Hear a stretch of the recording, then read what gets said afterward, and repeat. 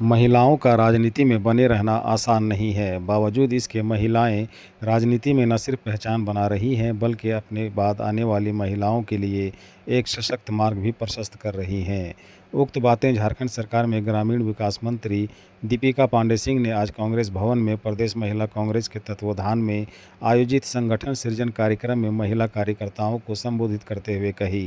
कार्यक्रम में कृषि, पशुपालन व सहकारिता मंत्री शिल्पी नेहा तिर्की भी शामिल थी। अपने संबोधन में मंत्री दीपिका पांडे सिंह ने कहा कि इसमें कोई शक नहीं कि मेन कांग्रेस में जिम्मेदारियों के आवंटन और टिकट वितरण में महिलाओं पर कम विश्वास जताया जाता है, लेकिन ये इतिहास रहा है कि जब भी पार्टी नेतृत्व ने महिलाओं पर भरोसा जताया, महिलाएं उस भरोसे पर खरा उतरी हैं। उन्होंने कहा कि डोर टू डोर कैंपेन का मामला हो या फिर जिम्मेदारियों के निर्वहन का मामला, महिलाएं हर मोर्चे पर अपना 100% प्रदर्शन करती हैं। मंत्री ने कार्यक्रम में मौजूद महिलाओं से कहा कि आज हम सब की जिम्मेदारी है कि हम लोग संगठन को मजबूत से मजबूत बनाएं और इसके लिए ज़रूरी है कि महिलाएं संगठन में मिली जिम्मेदारियों को ईमानदारी के साथ निभाएं, क्योंकि आपका काम ही आपको सफलता दिलाता है। आज मैं जिस लेकिन यहाँ मुकाम तो पर हूँ वो संगठन में मेरी मेहनत मकसद का से ही आप लोग नतीजा बैठे हैं, है। उन्होंने संगठन के महिला सशक्तिकरण आंदोलनकारियों को से लेकर के आह्वान बैठे किया हैं। कि और जो जो महिला त्योहार उत्सव का आंदोलनकारी माहौल अभी तक अभी चिन्हित नहीं इस की गई बरसात हैं, में वो जल्द से जल्द चिन्हित अच्छा करा लें बारिश होने की ताकि वजह से सरकार के किसानों द्वारा के मन मिलने में भी वाली खुशी है। सुविधाओं से वंचित आप न रहें। आप हम सबके मन में खुशी है,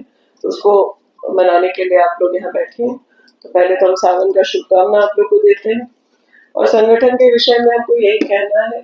कि आप सब लोग जो अपने घरों से निकल करके इस सामाजिक काम में, इस राजनीतिक काम में हिस्सा ले रही हैं, ये अपने आप में बहुत बड़ा कदम है। आसान नहीं है महिलाओं का राजनीति में होना, लगातार बने रहना, और कई सारी परेशानियों को हम लोग समाज में तो लड़ ही रहे होते हैं, लेकिन अपने पार्टी के अंदर भी हम लोग कई बातों को संघर्ष कर रहे होते हैं और धीरे धीरे पहले से बहुत सुधार हुआ है। लेकिन मुझे लगता है कि हम और आप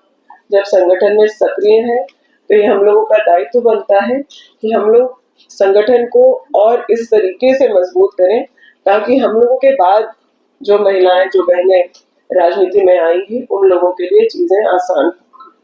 कांग्रेस पार्टी लगातार महिलाओं के लिए, और मुझे लगता है कि अमेरिका जैसे देश में भी महिलाओं को वोटिंग राइट्स के लिए संघर्ष करना पड़ा। 100 साल का उनका संघर्ष रहा, उसके बाद उन्हें वोटिंग राइट्स मिला। लेकिन हम लोग की पार्टी आजादी की लड़ाई को भी लड़ी,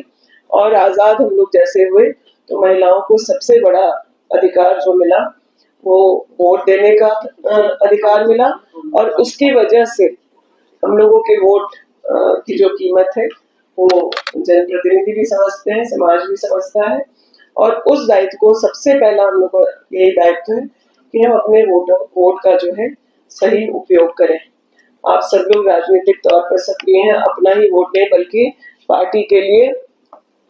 खास करके महिलाओं का वोट जब घर घर जाके मांगने की बात होती है, हर चुनाव में आप लोग, चाहे गुंजन जी अध्यक्ष या अन्य कोई रहा हो, हर चुनाव में बिना किसी के बोले भी आप लोग स्वतः अपनी जिम्मेदारी को समझते हुए हर चुनाव में हिस्सा लेती रही। और वो डोर टू डोर का काम कोई और नहीं कर पाता, चाहे संगठन में कोई बड़े रैली कर ले, प्रोग्राम कर ले, लेकिन जब जाके दरवाजा खटखटाने की बात होती है तो सबसे ज्यादा भरोसा महिला कांग्रेस पे जताया जाता है, क्योंकि उनकी पहुंच सिर्फ दरवाजे के बाहर तक नहीं, दरवाजे के अंदर तक है। तो ये जिम्मेदारी हम लोग हर चुनाव में अच्छे से आप लोगों को उस भूमिका को निभाते देख रहे हैं। जो मुद्दे महिलाओं की सुरक्षा से, स्वास्थ्य से जुड़े हैं, उन सब चीजों को भी आप लोग मुखर होकर के उठाती रही हैं। और आप में से तो कई लोगों का जो संघर्ष है वो झारखंड के बनने के पहले से है। आप में से कुछ बहनों का आंदोलनकारी में भी चयन हुआ है, और जिनका नहीं हुआ है उनसे मैं आग्रह करूंगी कि आप लोग भी जो है उस फॉर्म को भरें। और झारखंड के आंदोलन में भी जिन लोगों ने हिस्सा लिया है, कई धरना में, प्रदर्शन में गिरफ्तारी आप लोगों ने दी है, वो लोग भी अपने आप को आंदोलनकारी के रूप में चिन्हित कराएं, ताकि आने वाले समय में जब आंदोलनकारियों के सम्मान में या उन्हें कुछ प्राथमिकता दी जाएगी तो उसमें हमारी महिलाएं जो संघर्ष की हैं उनका भी नाम हो। आज हम आप लोगों की वजह से, संगठन की वजह से, महिला कांग्रेस में अपने योगदान की वजह से, यूथ कांग्रेस में अपने योगदान की वजह से, और खास करके जिलाध्यक्ष के तौर पर मुझे जो जिम्मेदारी मिली उसी की वजह से चुनाव लड़ने और जीतने और आज आप लोगों के बीच में बतौर मंत्री आने का मौका मिला है। मैं यही कहना चाहूंगी कि महिला कांग्रेस को अगर एक और कदम आप लोगों को आगे लेके जाना है तो जो महिलाएं यहाँ पे प्रशिक्षित हो जा रही हैं, जो चीजों को राजनीतिक चीजों को जान समझ रही हैं, उनको आगे मेन कांग्रेस में जगह दिलाने की आवश्यकता है, चाहे वो संगठन में हो या फिर आने वाले समय में जो भी लोकल बॉडी चुनाव हो या फिर जो विधानसभा के चुनाव होते हैं या फिर लोकसभा के चुनाव होंगे, तो उसमें भी आरक्षण जो है महिलाओं के लिए सुनिश्चित होना ही चाहिए। सोनिया गांधी जी के प्रयास से हम लोगों को लोकसभा विधानसभा में भी आरक्षण मिलने की तैयारी हो ही गई थी, लेकिन भाजपा के डिले पॉलिटिक्स की वजह से 2024 में भी उस आरक्षण का लाभ नहीं मिला और उम्मीद है, और अगर नहीं करते हैं तो संघर्ष के लिए भी हम लोग को तैयार होना चाहिए कि हमें विधानसभा और लोकसभा में भी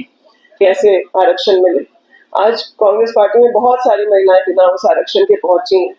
लेकिन कई सारी महिलाएं और भी उस डिसीजन मेकिंग का हिस्सा हो सकती हैं जो विधानसभा के बहस की वजह से होता है या लोकसभा की वजह से हो सकता है, अगर उनको आरक्षण दिया जाए। क्योंकि महिलाएं जब टिकट की बात करने लगती हैं तो उनके जीतने हारने की बात करने लगते हैं लोग, लेकिन ऐसा तो नहीं है कि आप 100% जिन पुरुषों को टिकट देते हैं वो भी चुनाव हारते हैं। लेकिन इस आरक्षण की लड़ाई को हम लोग को मजबूती से लड़ना है, और क्योंकि हम लोग जगह पर हैं उस प्रकार की कोई भी लड़ाई में हम लोग पूरी तरह से आप लोगों के साथ खड़े होंगे, उस लड़ाई को ताकत देंगे, ये हम आप लोग को आश्वस्त करते हैं।